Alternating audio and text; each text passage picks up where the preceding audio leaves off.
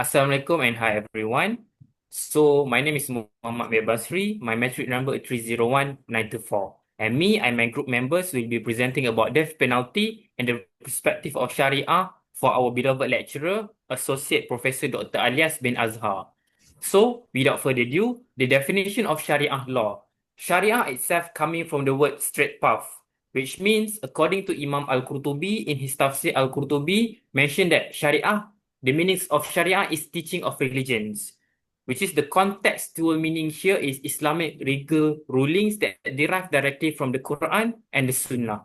And the most importantly, it represents the divine guidance given to Muslim in regulates all aspects of life, such as politics, economy, business, muamalat, and so on. And criminal law or Islamic criminal law is also under the Sharia, which means Sharia law.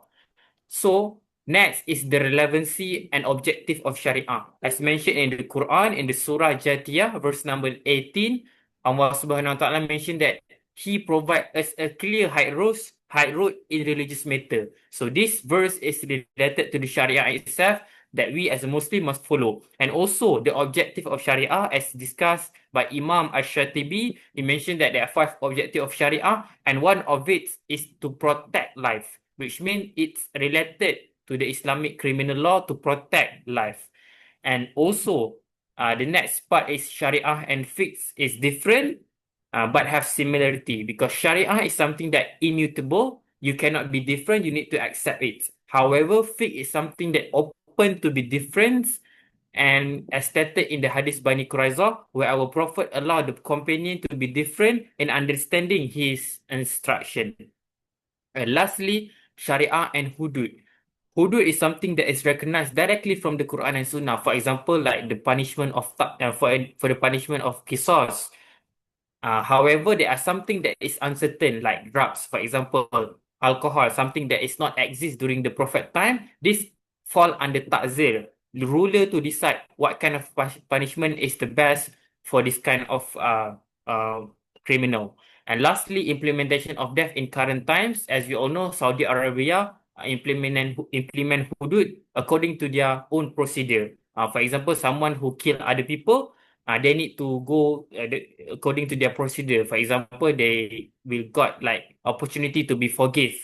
We call as dia, and this is like a procedure in Saudi Arabia that they implement, and this give them a lot of benefits. For example, I stated studies here stated that for example, criminal like homicide rate only 1.1 per 100,000 population offense happen in Saudi Arabia because of hudud, and same goes to other offense.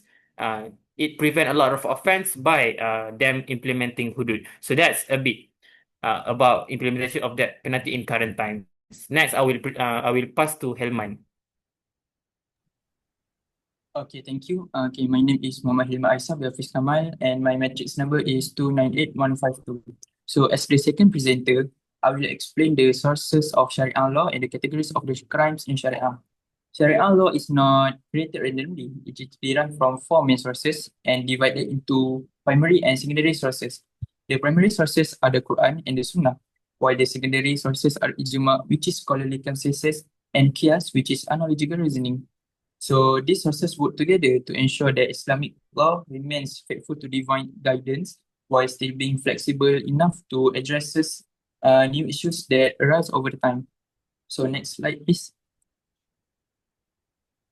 So the first primary sources in the Quran is the most authoritative source of Sharia law because it contains the direct words of Allah. Any law that contradicts from the Quran is considered invalid. However, many verses give general principles and not detailed procedures. So secondly, it's the Sunnah. This is where the Sunnah becomes important.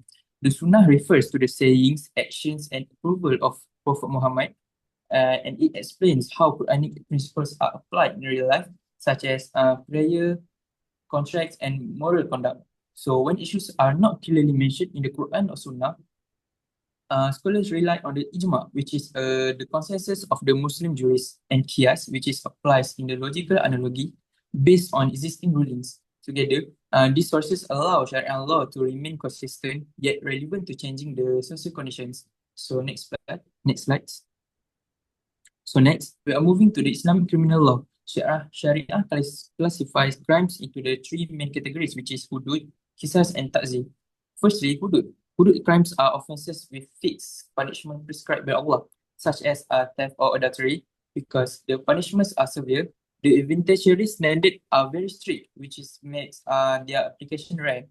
In Malaysia, hudud punishments are not enforced due to the constitutional limitation. Second is qisas. Qisas crime involved to harm a person, such as murder or bodily injury.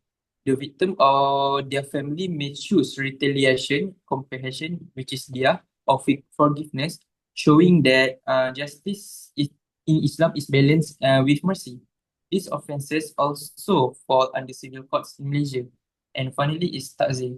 Ta'zir crimes are offences where no fixed punishment is stated in the Quran or Sunnah. Judges have the discretion to decide suitable penalties. In Malaysia, all Sharia criminal offences fall under ta'zir, such as halwat, alcohol consumption, and religious offences. This shows that Sharia law combines divine principles with human judgment, ensuring justice while adapting to the modern legal system. Okay, I will pass to the Hasiqin.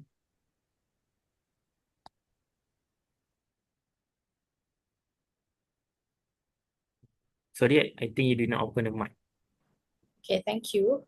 So, Assalamualaikum and a very good morning to Dr. Alias and all. So, right now I'll be going to present about the discussion part of the assignment that comprises of the death penalty under Islamic law in Malaysia and also the contemporary issues and controversies regarding to death penalty. So for Sharia court, it's actually specially meant for a person who is professing the religion of Islam and related to matters intricated in list two of the list two of the set list of the ninth schedule of the Federal Constitution. And the Sharia court, as of now, the hierarchy is start from the Sharia subordinate court up until Sharia High Court and Sharia Appeal Court. So in the context of Criminal Act, the Sharia Court enacted specifically criminal jurisdiction with the name the Sharia Courts Criminal Jurisdiction Act 1965, Act 355, whereby the exercise of power is very limited due to our understanding that supremacy of Federal Constitution of Malaysia is positioning the Sharia Court under Article 4.1 but protected with Article 1211A of the Federal Constitution. From here, civil court will not have jurisdiction that's superseding the decisions from the Sharia Court jurisdiction. And the punishment that is positioned for Sharia Court is not be exceeding 3 years of imprisonment or any fine exceeding 5,000 ringgit or with whipping exceeding 6 strokes or any combination thereof. Next slide, please.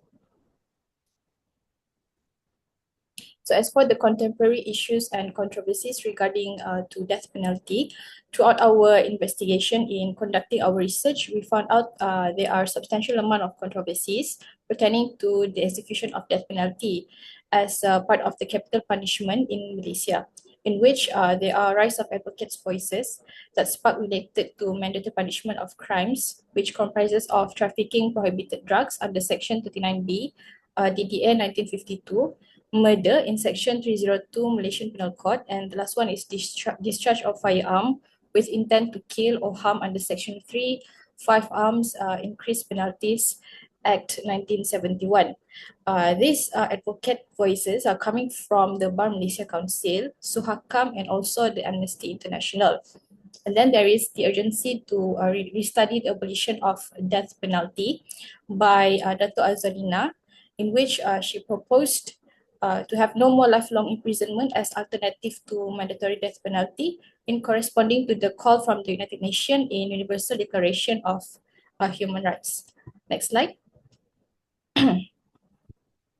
So over the course of our reading, I am interested actually to read an article entitled An Ethical Analysis of the Application of the Death Penalty in Islamic Law proposed by Sud Sarim Karimullah 2024, whereby he outlined there are three aspects of in order to to get the correlation and relevancy in establishing death penalty, especially in Malaysia. So number one is the legal culpability, whereby the innocent people might be mistakenly sentenced to death, and then the empirical studies in which he outlined that there is no any strong evidence correlation in pronouncing death penalty and decreasing the crime rate. So it is in question of effectiveness of death penalty itself. And then the last one is psychological trauma, whereby families of the victims may not perpetually find closure or relief within themselves. Next, I will pass to Syawal. My name is Syawal Mirza Alkaff bin Nadzir, and my material number is 297437, and I'll be presenting our conclusion. To conclude, Maqasid Syariah commends protection of religion, life, intellect, lineage, and property, and its goal is to preserve social order, which is to prevent harm and resolve dispute fairly. Sharia also demonstrates conditions and a standard of proof before legal judgments are decided, and it promotes justice and mercy, through which is proven when it provides the chance for victim's family to forgive the perpetrator. And there is also argument that Sharia may be capable of curbing crimes more effectively.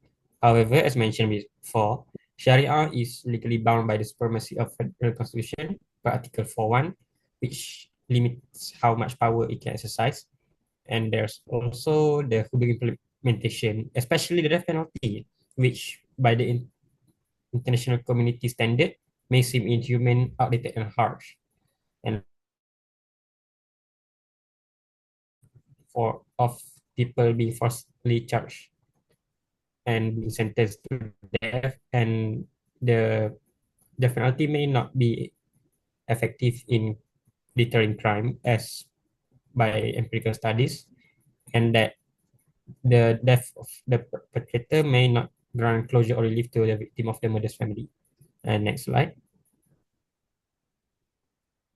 And so our stand is that the Malaysian government should properly consider how Islamic criminal punishment should be carried out in Malaysia to be more accurate to the sources of our primary Islamic sources. And to do so, they can either empower Sharia courts with more jurisdiction and power so that they may carry out their duties to enforce Sharia. And they must also uphold legal capability with thorough investigation and follow procedure of judicial rulings when it comes to criminal matters to avoid falsely convicting innocent persons. And lastly, the Malaysian government should educate and inform the international community of the reasoning behind implementing the Islamic criminal punishment so as to curb perception and stigmas that Malaysia is regressing into a more outdated, barbaric, and harsh practice. That is all from us. Thank you.